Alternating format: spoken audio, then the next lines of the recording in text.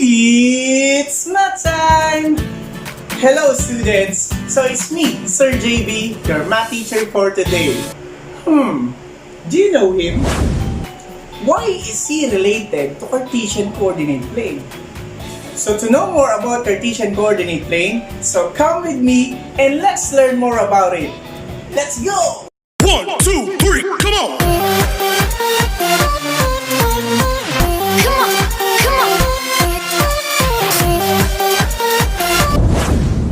Our objective for today's discussion is number 1, illustrate a rectangular coordinate system and its uses. Number 2, determine the coordinates of each point in the Cartesian plane. And lastly, identify the quadrant in the Cartesian plane.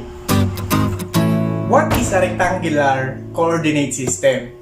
So in mathematics, a rectangular coordinate system or Cartesian coordinate system is used to determine a point uniquely in a plane through two numbers, the x and y coordinates of the points. Cartesian coordinate system was introduced by a French mathematician and a philosopher. He is René Descartes, 1596 to 1650. And did you know, Cartesian means relating to his name, to honor his contributions. What is a Cartesian plane? A Cartesian plane is a two-dimensional plane which is divided by the axis. And it is divided into four regions called quadrants.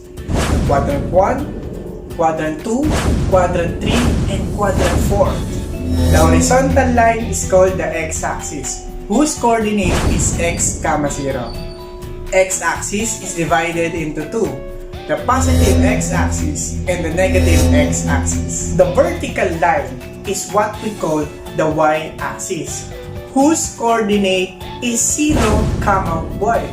And also, y-axis is divided into two, the positive y-axis and the negative y-axis. So to name a point in the Cartesian plane, we use an ordered pair. So it is written in the form of x, y. X is our first coordinate or also known as the abscissa, and y is our second coordinate. It is also known as the ordinate. Let's have an example. In which quadrant is 2, 4 located in the Cartesian plane? So to answer this, your goal is to find first or locate the point. How are we going to locate the point? So first thing you will do is to determine the coordinates. Remember, x is the first coordinate and y is the second coordinate. What is our first coordinate? Very good, 2. And how about our second coordinate? Very good, 4. Okay, next. From the origin, so this is my starting point, I will move 2 units to the right. 1, 2. Since our x is equal to 2. So from where I left, I will now move 4 units above the x-axis since y is equal to 4. Now, the point 2, 4 is now located in quadrant.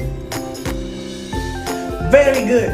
Quadrant 1. Let's generalize. Cartesian coordinate plane is divided into 4 regions. Quadrant 1, Quadrant 2, Quadrant 3, and Quadrant 4. By describing the sign of the coordinates in the point, in Quadrant 1, the x-coordinate is positive. The y-coordinate is also positive.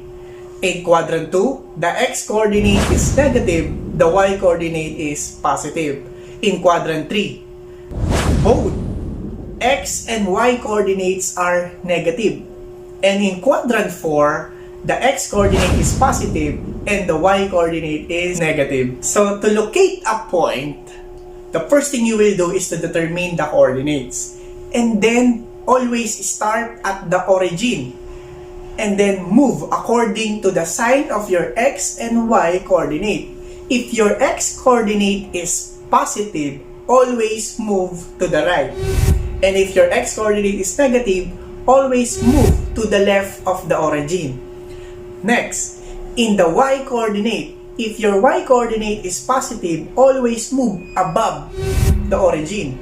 Next, if your y-coordinate is negative, always move below the origin.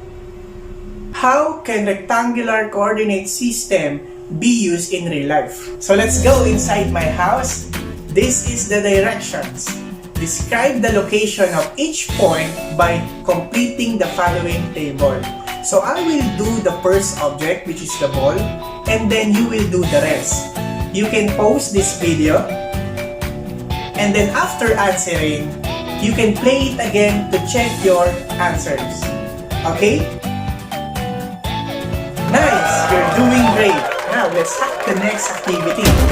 It is pin me here.